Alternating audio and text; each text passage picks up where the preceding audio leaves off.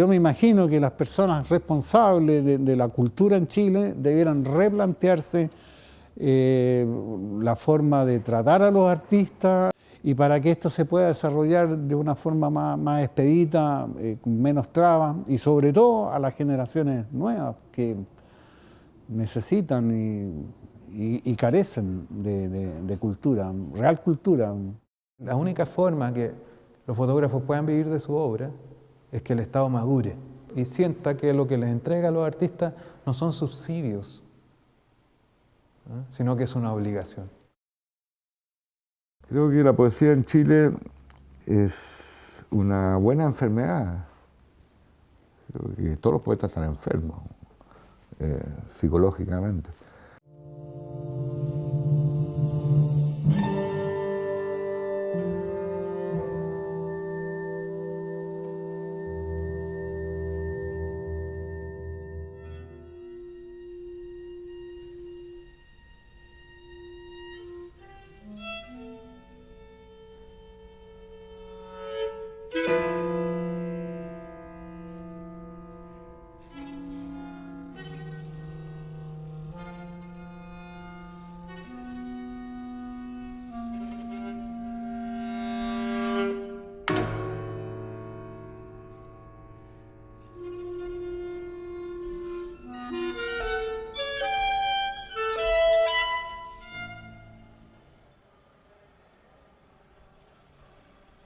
Un amigo que en ese tiempo era pareja de la poetisa o poeta Susana Moya, que el amigo Sergio Peralta, músico. Yo venía recién llegando a vivir acá, pero él era ya amigo de mi hermano Claudio. Entonces me dijo: tú que eres pintor, te voy a mostrar un lugar, a ver si eres pintor de verdad. Y me trajo acá, pues, y claro, fue un desafío enorme. Entonces, ahí pasó un tiempo hasta que logré juntar las energías y la valentía como para realmente empezar a realizar ese desafío. La idea siempre fue eso, captar los 360 grados del planeta. Claro, con, bueno, Coquimbo como epicentro. Esa era la idea. Y los bocetos después llevarlo a la tela. Cada dibujo me tomaba unos 2, 3 sesiones más o menos. Me quedaba unas 3 horas acá dibujando. Y era muy entretenido porque al mismo tiempo que dibujaba, bueno, el cuento de las gaviotas, venían los niños a elevar volantines y existía un prejuicio muy grande con que la parte alta, por ser pobre, humilde, la gente tenía mucho miedo de venir acá. Generalmente subían solamente los que vivían acá. Entonces yo era muy bien recibido por la gente en general.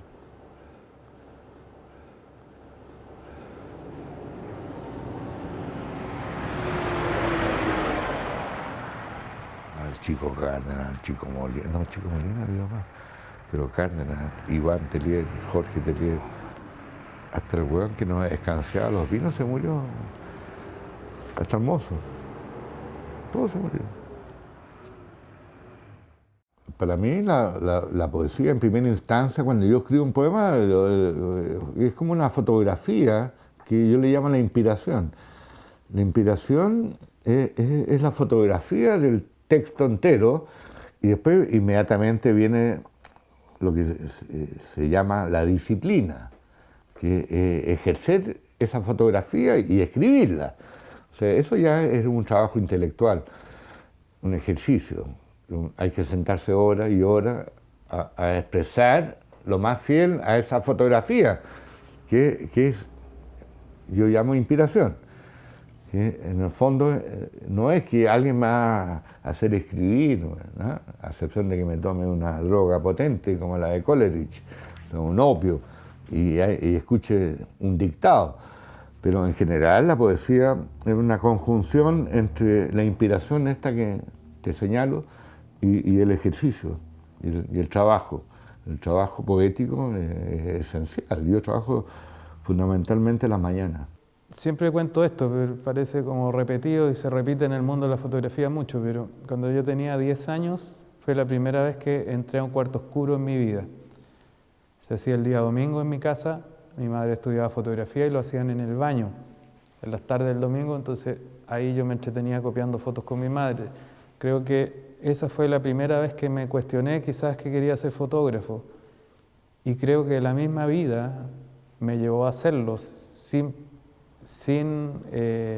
pretenderlo como lo único, pero sí la vida me llevó a la cámara porque era con lo único que me podía defender y expresar. Bueno, hoy día se ha transformado en una forma de habitar el mundo. ¿Ya? Yo soy fotógrafo porque no sé hacer otra cosa ni sé soportar este mundo de otra manera.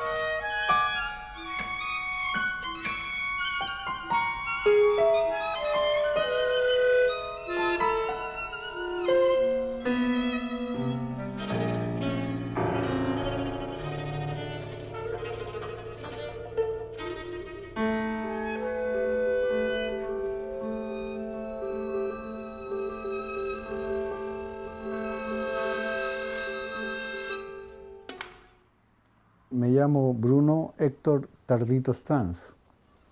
Entonces, para los efectos de hacer pintura, sobre todo pintura como esta, me llamo Bruno Tardito.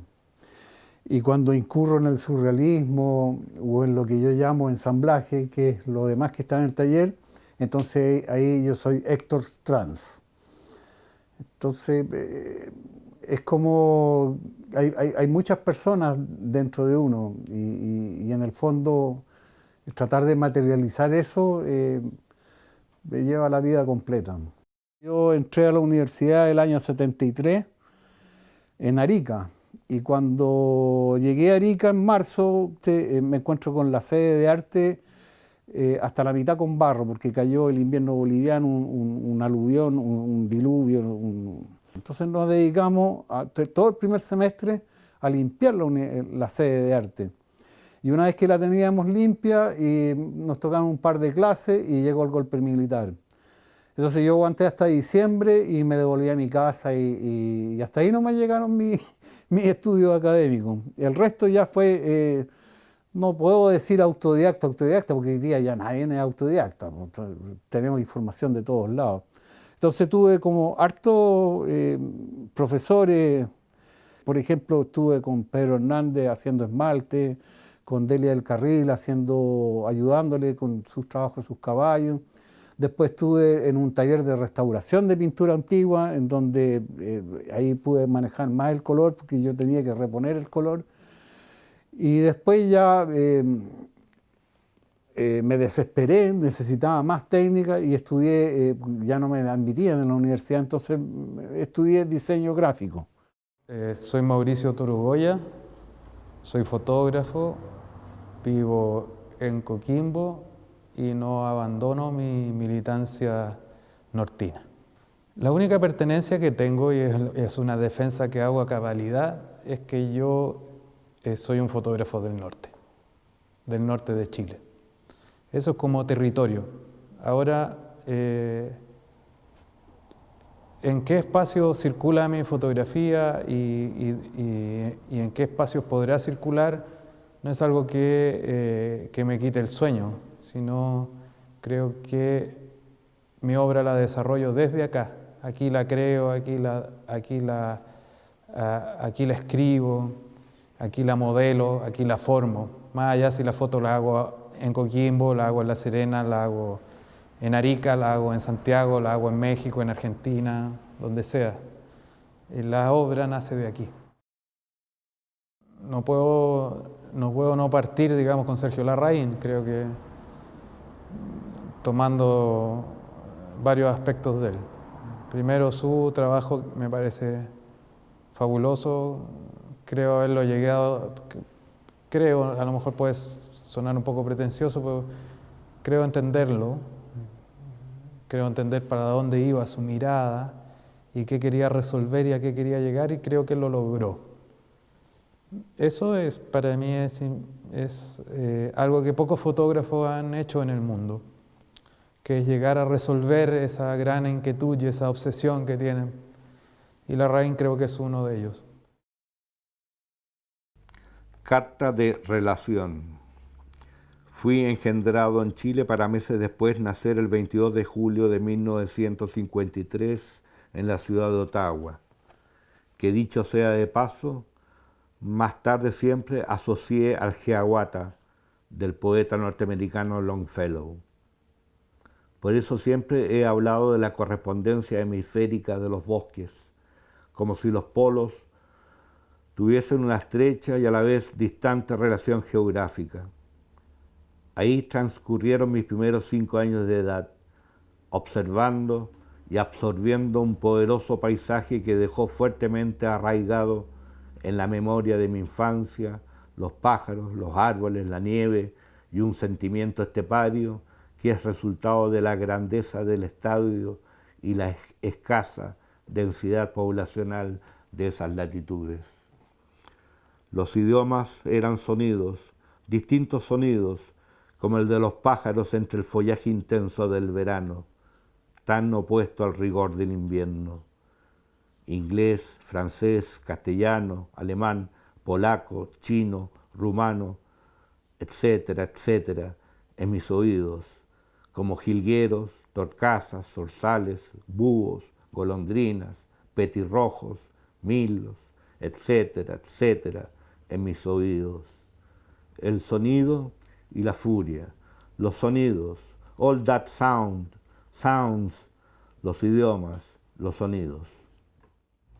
Eso fue mi infancia. Yo aprendí a hablar tarde, de haber tenido unos 6 años, 7 años, a balbucear, porque tenía una confusión de idioma. Mis padres pensaban que yo podía estar enfermo por un trastorno de aprendizaje, que en realidad en cierta medida conservo. Pero lo importante de la poesía fue la observación, o sea, la dificultad del idioma desarrolló la observación. Yo creo que ahí ya empiezo a vincularme con la poesía, de muy niño en este paisaje solitario.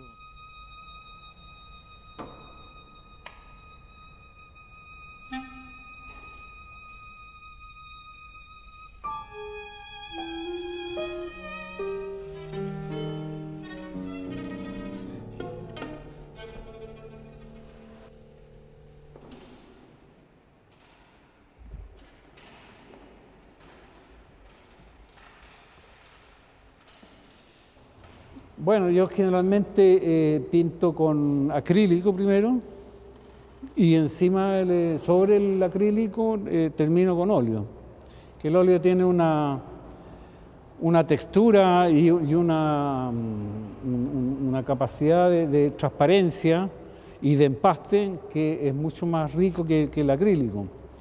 Pero el acrílico te permite mucho también abaratar los costos, porque son infinitas capas, o sea, no solamente empaste, sino que veladura tras veladura tras veladura, sobre todo en las partes así del cielo, o acá como los fantasmas de los piratas. Bueno, según yo, el verdadero tesoro de Guayacán era la cumbre del Cerro El Vigía, la vista que se veía a los 360 grados. Es un cuadro, claro, que se llama Al Sur, hacia el sur, que forma parte de una obra que corresponde a 4 pinturas que son los 4 puntos cardinales de Coquimbo. Quise como hacer un compendio de todo lo que es típico de acá de Coquimbo. Sus fiestas, sus costumbres, sus tradiciones, su flora, su fauna y eso en general. Entonces, por ejemplo, esto de acá lo típico que sucede en la Pampilla. Entonces, esto es como un close-up de lo que está sucediendo acá. Esta es la fiesta de la Pampilla. Bueno, esta es la continuación de la pintura sur. Entonces, aquí uno ve la cordillera La Costa, y detrás de la cordillera La Costa, después de las lluvias, siempre, y cuando está en la atmósfera limpia, siempre uno ve la cordillera de los Andes nevada completamente. Esta nimita es del 11 de septiembre de 1973, y que en este momento yo la tengo en mi casa porque casi la rescaté. Después tenemos el diario del día aquí, dentro de una basura. Y acá están los petroglifos también, que son muy típicos no solamente de la provincia del Elqui, sino que la provincia del Choapa, el Limarita. Toda esta zona está llena de petroglifos de las personas nuestros antepasados. Por ejemplo, aquí está, que yo me impidé mucho, este entierro que está acá, es una réplica de los entierros que están, estos que están aquí en este momento. A mí me recuerda mucho las pinturas de Cranach, de Bruegel, ese tipo de artistas de aquellos siglos, ¿no? Que la vida abigarrada, la vida y la muerte abigarrada. Entonces aquí sigue la cordillera de la costa y detrás la cordillera de los Andes, pues la cordillera de la costa muere acá. Y ahí entonces el horizonte hacia el infinito.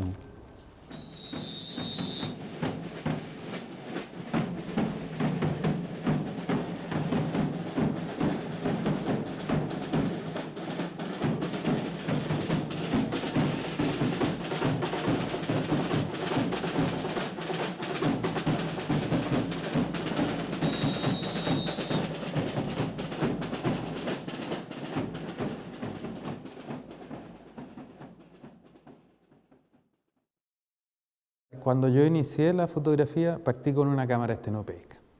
Ya cuando era niño, la primera cámara que tuve fue una cámara estenopeica que mi madre me enseñó a construirla y con eso hizo mi primera foto. Es la primera foto que yo puedo decir a ciencia cierta que la hice completamente, desde construir la cámara hasta ponerle el papel, revelar el papel y hacer la copia y hacer. De ahí en adelante empecé a usar película blanco y negro. Por mucho tiempo, porque como trabajaba en un diario era el material que había, ¿ya?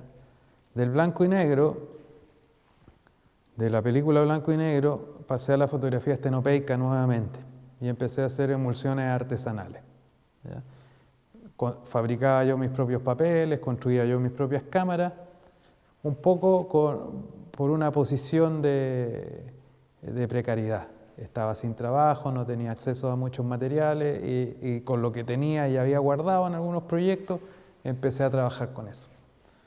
Posteriormente a eso, Kodak informa al mundo que va a dejar de producir la película que yo usaba, ¿ya? Y que para mí yo sentía plenitud estética con ella. Entonces decía, estos tipos dejan de fabricar esta película y me acabo como fotógrafo, ¿no? Se termina mi carrera porque era lo que a mí me gustaba y era con lo que yo me sentía cómodo. Y con lo que había pasado más de una década haciendo de la misma forma, con un sistema de revelado y sobre todo que se venía abajo. Entonces en ese minuto me puse a investigar alguna emulsión en la cual yo pudiera fabricar mis propias placas fotográficas sin depender del mercado ni de los cambios del mercado, ¿ya? En esa situación fue que me encuentro con el ambrotipo, y que técnicamente se llama colodión húmedo, que es la técnica que estoy utilizando hace más de 6 años. Y eso vino a calmar algo interno mío, que tenía que ver con por qué el mercado tiene que decir cómo, cuándo haces tú tu obra. ¿Y con qué? Entonces vengo y me revelo ante la fotografía digital, no como se porte, me fascina, me encanta, pero me revelo ante ella para hacer mi obra porque no voy a depender de ese mercado para producir mi trabajo. Entonces ya hoy día lo tomé como una posición política y filosófica ante mi obra. La obra que produzco se hace con materiales que yo pueda fabricar con mis manos. Además, el ambrotipo tiene una particularidad, que cada placa es única y es irrepetible.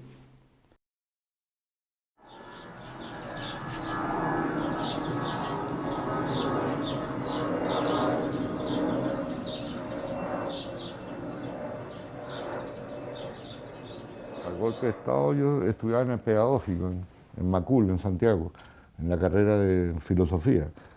Hasta que llegó el golpe de Estado, yo ya cursaba el segundo año, tenía los ramos medianamente aprobados. O sea, hubiera terminado siendo un profesor. Pero felizmente viene el golpe de Estado y dado el puesto en la Unidad Popular de mi padre, yo me exilio. Además, estudiar filosofía en Chile era peligroso en tiempo de Pinochet, los primeros años especialmente, cuando operó la DINA, no la CNI, la DINA, la primera, que fue más peligrosa, y mi padre me dice, vuélvete a Canadá. Y yo siempre muy feliz de volver a esa tierra de mi infancia.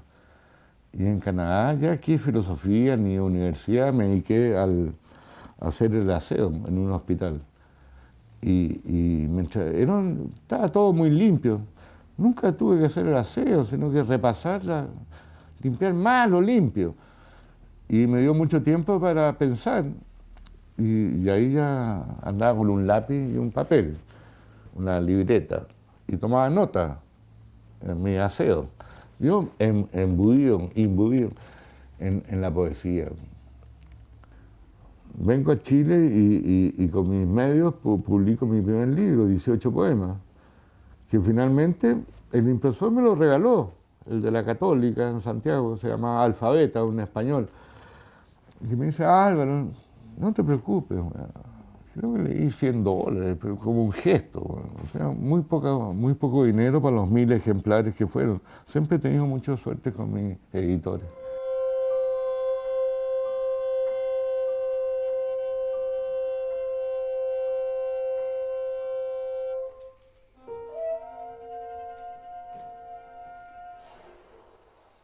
Más que chileno, me siento americano, me siento terrícola.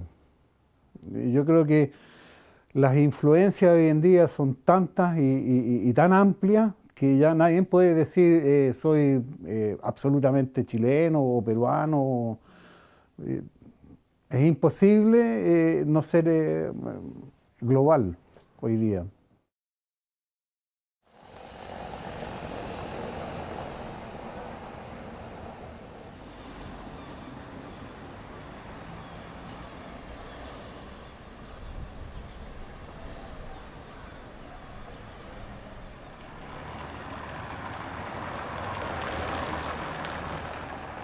Habitualmente son proyectos que nacen desde una conversación, nacen desde un libro, nacen de la vida de una persona, nacen de una pintura, de un grabado, de un trozo o de una frase de una película. Son habitualmente esas situaciones son las que le ponen el tilde o el punto final a la gran idea que andaba un poco dispersa, ¿no? La arma, la termina de construir, hace la frase perfecta y esa es la que me da la respuesta para lo que ando buscando. Pero jamás hago un proyecto sin encontrar eso. O sea, nunca hago un proyecto con una idea, sino que siempre cuando inicio un proyecto es cuando encuentro esa frase perfecta, esa situación exacta, esa lectura correcta, esa imagen, o si no, no lo inicio. Es como ese es el mandato, ¿no? Es inconsciente, pero me he dado cuenta con el tiempo que eso se va reiterando.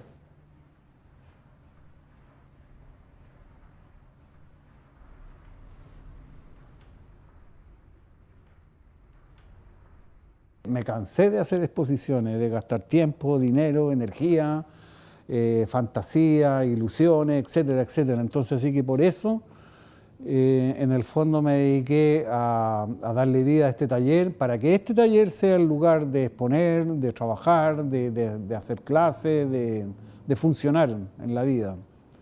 Porque ya me cansé de ir en búsqueda del reconocimiento del oficialismo. Cada vez que he hecho exposiciones, jamás he vendido nunca en una exposición, y he solicitado prensa, no tengo los contactos ni tengo la capacidad social de ser simpático con la prensa, con las autoridades, etcétera, etcétera. Entonces ya no hago exposiciones. O sea, esto ya es una exposición. Entonces, aquí sucede lo que tiene que suceder. Aquí vendo, aquí trabajo, aquí como, duermo, vivo y a veces hago clases.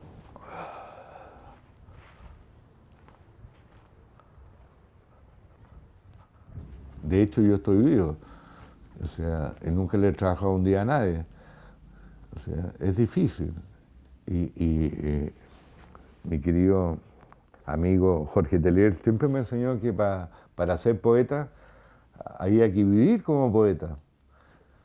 Y eso a veces es terriblemente difícil, especialmente en estos tiempos neoliberales donde el dinero tiene una importancia mayor.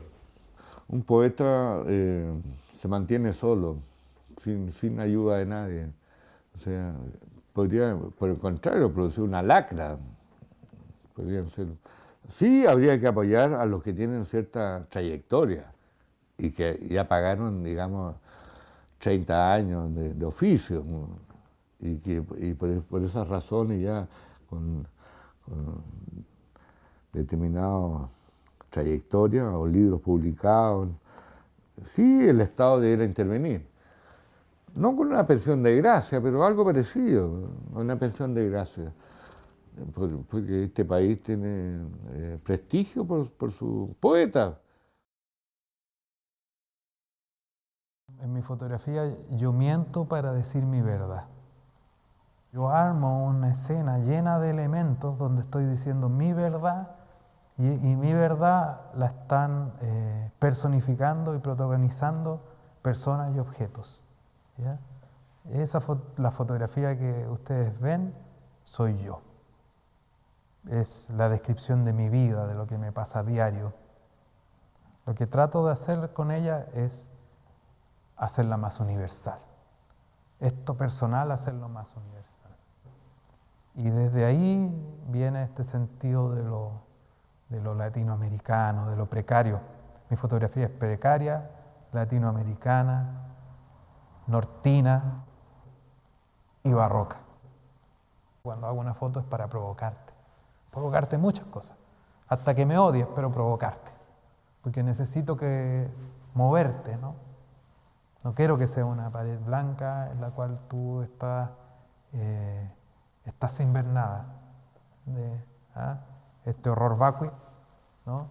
El horror al vacío, ¿no? Es parte de mi obra. Yo le tengo horror al vacío, ¿no?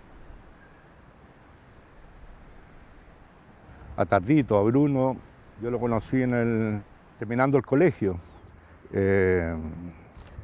Y después nos hicimos amigos ahí, y él como pintor y yo como poeta nos complementamos hasta el día de hoy, somos buenos amigos. Hemos hecho proyectos juntos, escribimos a medias Botellas al Mar, que eran la respuesta al libro Las Preguntas de Neruda, que fue un trabajo en conjunto. También hicimos un viaje a México, donde el tema central fue Posadas, el caricaturista mexicano que dibujó a la Catrina, es decir, estos esqueletos, que es el símbolo de la muerte. Ahora, independientemente de nuestras calidades de artistas, yo con Bruno somos muy amigos, solemos beber unos vinos muchas veces, allá en su casa o aquí en la mía, y conversar sobre las contingencias y los días. Cuando empezamos a preparar el viaje a México trabajamos mucho juntos, entonces las escenografías estas que utilizaba Toro, yo también las utilizaba para pintar las pinturas que llevé a México. Entonces, entre los dos colgábamos los esqueletos y nos poníamos de acuerdo que este tiene que tener brazo así, este otro así, ahora vamos a hacer unos esqueletos bailando cueca, ahora vamos a hacer un entierro. Entonces yo creo que fue un trabajo en conjunto muy bonito que causó eso, de que ambos aprendiéramos de ambos.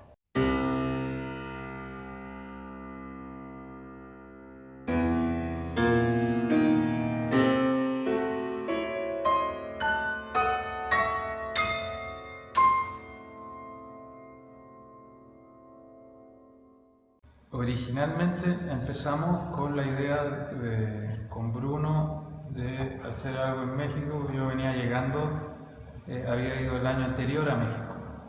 Y Álvaro, el poeta, vivió muchos años en México, particularmente en Oaxaca. Entonces, generando ciertos contactos, decidimos hacer un proyecto para desarrollar alguna actividad en México. Como que el taller se transformó como en este búnker de creación y era un espacio maravilloso, porque te puedes imaginar ahí Bruno pintando, yo tomando fotos, Horacio ensayando, el poeta ahí en el computador escribiendo. Era un espacio, una situación bien mágica. Originalmente empezamos a hacer un trabajo sobre la muerte, porque íbamos a hacer un homenaje a José Guadalupe Posada, el grabador y artista mexicano del siglo XIX, comienzo del siglo XX. Y de ahí empezamos a hacer toda una serie con Calavera. Hice 4 pinturas de los 4 participantes, relacionados de la relación de cada participante con la muerte. Además de eso, como la muerte no era un tema recién tocado por mí, o sea, la muerte siempre me ha acompañado a lo largo de toda mi vida, entonces llevé trabajos que había hecho desde años atrás. Mira, voy a partir por la primera recepción, que es la más fría de todas en todos los países, la recepción del aeropuerto. Cuando llegamos, hicimos la fila para Policía Internacional. ¿Y usted qué hace? Soy fotógrafo. ¿Y aquí viene? A una exposición. Ah, es artista, sí, pasa, 6 meses. ¿Usted qué es? Pintor. ¿Qué viene? A una exposición, pasa, 6 meses. En Estados Unidos, en otro país europeo, ¿no es cierto?, nos hubiesen dado 10 días para estar allá, por ser artistas, pero aquí hay un tema con el arte. Lo que se entiende en México es el absoluto respeto por el artista. El artista está en un escalafón que es superior a cualquier autoridad. Los artistas están por sobre el presidente de la República, porque culturalmente los artistas le han dejado todo a su país. Y México es México por su cultura y por el arte. Entonces, así como Diego Rivera, Frida Kahlo, y te puedo nombrar muchos más, todos sus bienes se los dejaron al pueblo. Y para el pueblo, para que el pueblo lo disfrutara. Entonces el pueblo se siente completamente identificado con su artista. Yo tenía esa costumbre de estarte ocupando mi tiempo en pasear y ver las cosas que más me llamaban la atención y dibujarlas. Entonces estaba dibujando el Teatro Alcalá, que es un monumento de la humanidad. Entonces me sentaba en el suelo con mis lápices de cera, mi blog, y dibujaba pacientemente, y de repente viene una pareja de dos, un hombre, mujer joven y una señora. Y se detienen y me dicen: maestro, qué bonito lo que está haciendo, maestro. ¿Usted podría dar una conferencia en la universidad? No me acuerdo el nombre. Pues, claro, le digo yo. Entonces, de regreso nos ponemos de acuerdo, me entregan su tarjeta, su teléfono y todo lo demás.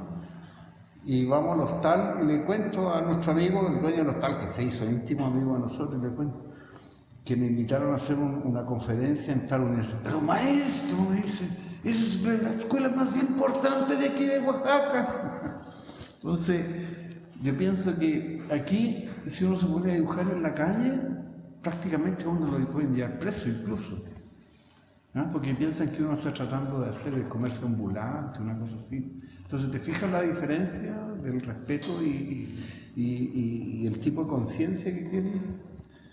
Bueno, y total que fui a esa universidad y eran chiquillos como los de acá, que me escucharon, y yo les conté todo el proceso que estamos contando ahora, de cómo organizamos el viaje, que por qué nos interesaba la muerte. Y como aquí había mucho efervescencia estudiantil, también les conté todo eso, fue durante el año 2011. Y bueno, después empezó toda una cosa, mediante las noticias, empecé a enterarme que la efervescencia estudiantil allá también empezó, porque políticamente igual tienen los mismos problemas que tenemos en Chile, quizás peores.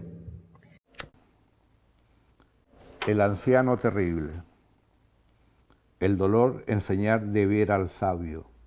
La tristeza es la ciencia. y así aquellos que saben más son los que más lamentan la profunda y fatal verdad. Lord Byron. Durmiendo a un costado de la línea férrea, en la hora que la locomotora azul del hierro coquimbano atraviesa el sueño delirante y convulso del insolente anciano, quien tendido en medio de los tiernos pastos primaverales, injuria el triste parpadeo de las luces en los cerros, deseando de una vez descender al Tártaro a través del suicidio, para así salvar su alma de los atroces días, comienzo del siglo XXI en Chile.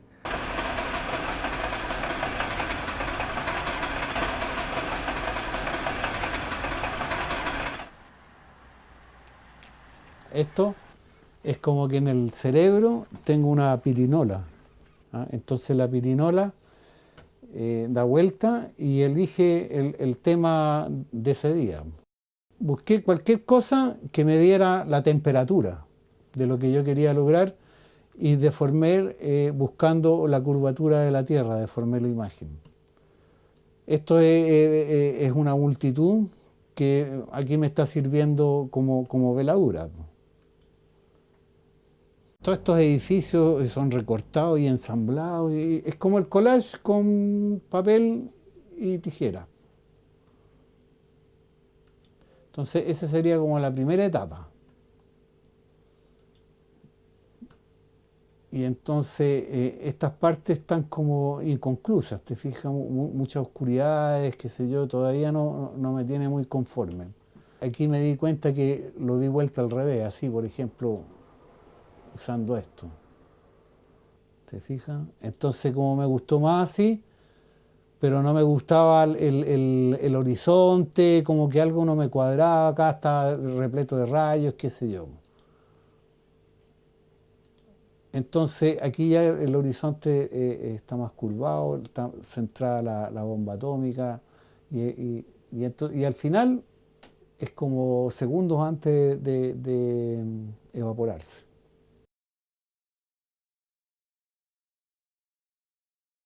Yo admiro a todos los sectores que hacen poesía en Chile. Yo no tengo problemas de generacional, digamos.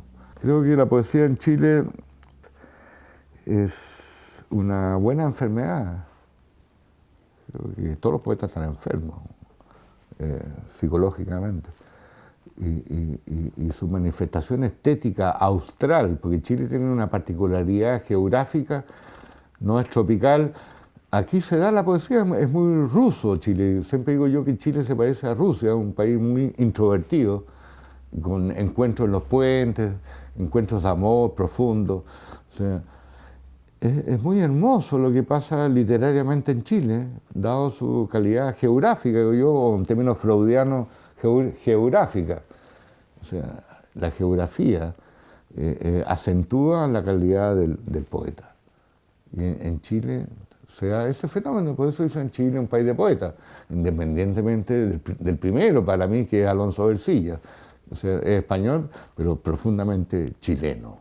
Ahí parte de la poesía en Chile también tiene muchos siglos ya de ejercicio. Mi mirada sobre el arte la maduré ahí en el taller con Bruno, en este pre-viaje a México. ¿Ya? Y de ahí lo que venga para adelante es producto de eso.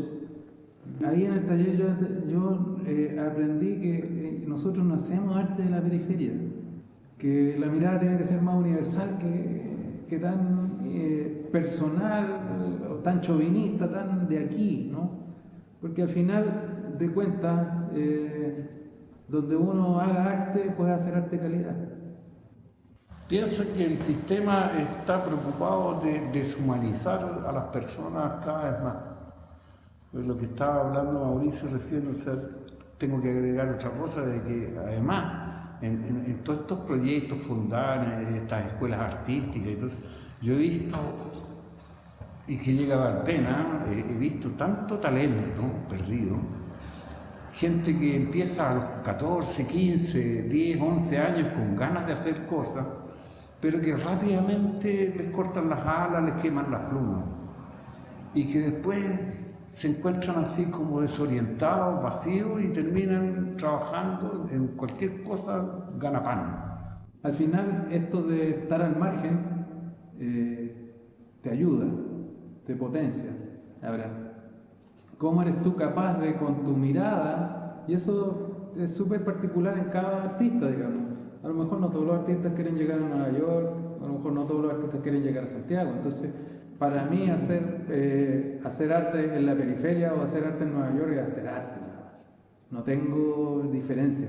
La única diferencia podría ser hacer arte con plata y hacer arte sin plata, digamos. Y ahí la cosa podría variar, digamos, creo. Pero para algunas cosas, no sé si para los contenidos. Yo pienso que estoy feliz en la periferia, no me gustaría estar en Europa en este momento, sobre todo por lo que es la respuesta de Rusia y Estados Unidos y todos esos líos que tienen, ¿no? Pienso que nosotros somos el futuro, América Latina, o sea, la periferia es el futuro. El Regiones de algo así que te enseña es armarte. Armarte de la ciencia, aprender a defenderte de las malas ondas, armarte de todo, de una estructura psicológica que tienes que tener para enfrentar cualquier público, que al final en Santiago, en Europa, en México, el mercado compite de la misma manera y los espacios es lo mismo, entonces lo que tú tienes que hacer de una u otra manera es como, aquí aprendes a cómo defenderte, ¿no? Pueblo chico, infierno grande. Lo más importante para mí es la libertad. Entonces, si la vida de uno empieza a girar en torno al reconocimiento, como que uno empieza a depender de ese reconocimiento. Entonces, yo tengo un poquitito de desconfianza en eso. Igual me gusta cuando el colectivero me saluda, o cuando me reconoce el almacenero, o gente en la calle. El cariño es fantástico. Los artistas y la gente está más madura que el Estado hace mucho tiempo. Entonces las demandas de la gente, hay un Estado que no las escucha y los gobiernos tampoco las escuchan, entonces parece que la gente está hablando tonteras. Lo mismo pasa en el mundo del arte, por eso hoy día hay tan poca participación de los artistas en grupos, en colectivos, en gremios, porque se nos tomó el pelo por muchos años. Tomamos café durante 10 años y comimos galletitas, tratando de generar una política cultural que fuera inclusiva, participativa, generosa y para todo el mundo. Y al final llegamos a una política cultural que era elitista, focalizada y a un nuevo término, industria cultural. O sea, nosotros somos una industria. Podemos hacer calcetines, podemos hacer, no sé.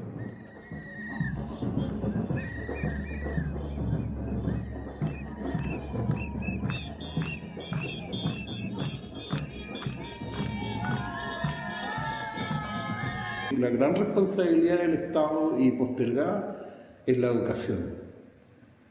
Desde los niñitos de 2, 3 años en adelante. Yo creo que eso es una deuda histórica. Eran los años 80 y los prisioneros ya cantaban pateando piedra. O sea, en los mismos 80 este mismo problema de la educación era evidente con Pinochet. Y ya viene arrastrado de ahí. Lo que hizo la concertación fue mantener este sistema, ¿no? Y de la misma manera, y es lo que estamos en un caos tremendo. Es un caos educacional tremendo. Precisamente por eso, si nosotros no tenemos quien nos vaya a ver, nos estamos mirando entre nosotros. Porque el arte y la cultura no es importante en el diario vivir. En Chile, el arte y la cultura y la educación son importantes mientras generen dinero. El Fondar todavía nos tiene a los artistas ¿ya? Juntando boletitas. O sea, todavía piensa que nosotros nos robamos la plata. Que somos irresponsables. Que somos irresponsables. Si el ente que administra los recursos para el arte y para la cultura, y sus clientes son los artistas y los creadores y la gente del mundo de la cultura, duda de sus propios clientes, es una empresa que no va a llegar a ninguna parte. En todos estos proyectos, Fondar, como que lo más importante al final, al rendir cuentas, eran las cuentas del dinero, de la plata que uno había gastado, las boletitas que tenía que juntar y justificar y todo eso. Y el resultado mismo del proyecto, como que nunca jamás me preguntaron por eso. Y entonces inmediatamente, después de terminado ese proyecto, presenté otro como para darle continuidad, pues. Y no fue posible.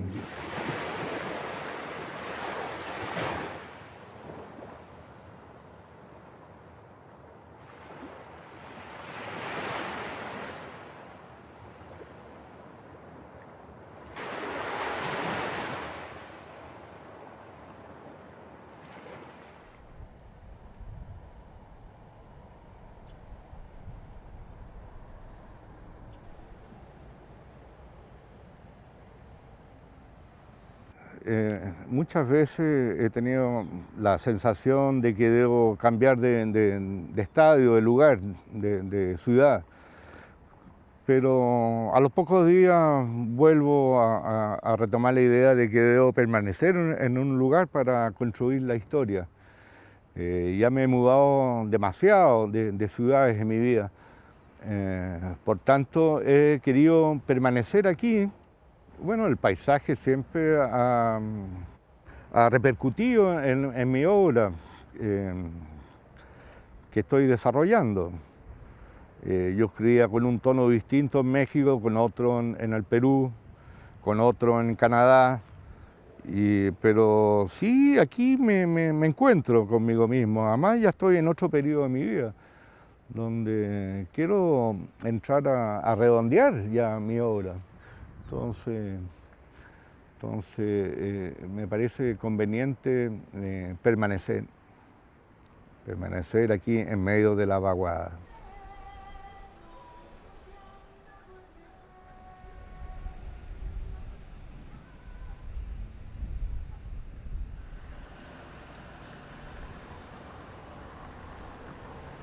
Yo te juro que en 10 años una persona se retira de una oficina y que pintaba bodegones en su casa, en 10 años es otro artista, dedicándole 8 horas diarias a su obra. Su trabajo se transforma en otra cosa. Y te lo doy firmado. Porque ahí hay una cuestión importantísima, ¿no? Que trasciende mucho más allá. Entonces tenemos políticas para esto otro. Para lo intermedio, no para lo profundo, porque lo profundo nos genera conflicto. Y hay que conversar otro tipo de cosas, ¿no? Como acá, ¿qué estamos conversando? De otro tipo de cosas.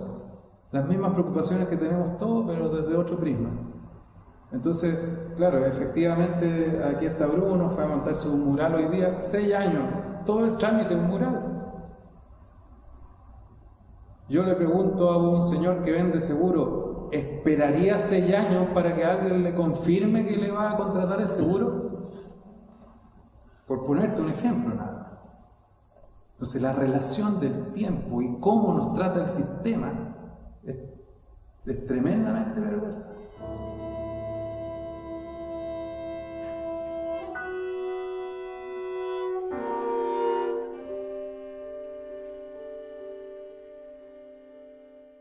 Lo hice sin ningún objetivo, o sea, no mediante proyectos, ni encargo, ni nada, sino que solamente por hacerlo.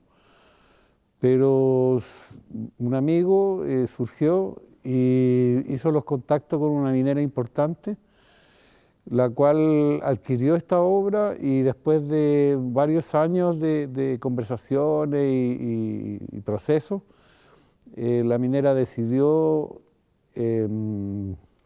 donar esta obra a la Intendencia de la Cuarta Región.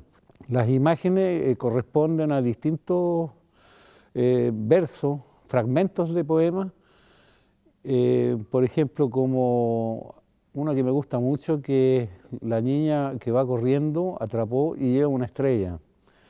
Entonces, para mí eso es como que se refiere a la misma Gabriela, es como autobiográfico, porque la niña va corriendo, o sea que va veloz, y la estrella que atrapó en realidad es la poesía, y por eso es que se hace ella universal. Entonces parte de un villorrio a formar parte del universo. Es muy importante después de toda una vida del proceso artístico, creativo, lograr tener este lugar para visualizar parte de mi trabajo. Para mí siempre me importó de que ojalá mi obra fuera lo más pública posible, o sea, que no se encerrara en un lugar privado en donde solamente la persona que lo adquiere pueda disfrutar de él. Entonces, para mí es un honor estar acá y sobre todo también porque me imagino de que se abren las anchas alamedas.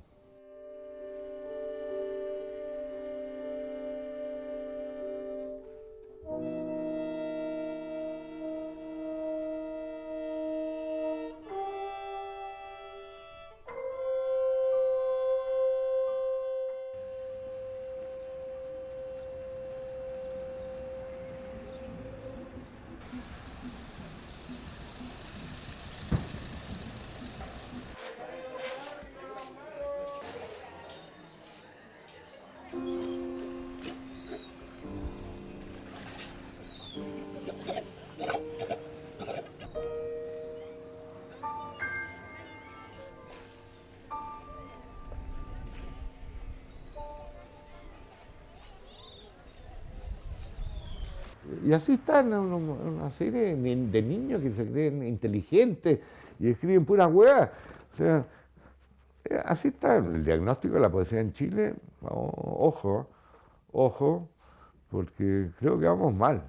Se alejan del espíritu poético nacional, especialmente en estos tiempos actuales, neoliberales, exitistas, individualistas, que hacen pésimo, hacen mucho daño a la poesía.